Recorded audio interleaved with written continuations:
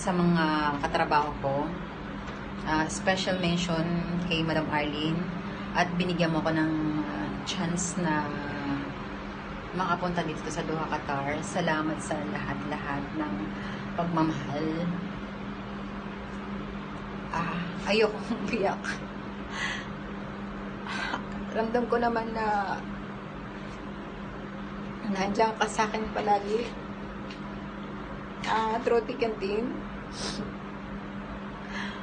Kay Glenn, kay Bilal, kay Tarik, kay Christine, kay Maylene, kay Julie. Maraming salamat sa inyo. Ayoko umiyak kasi ganda-ganda ko kaya kayo na nag-vising ako.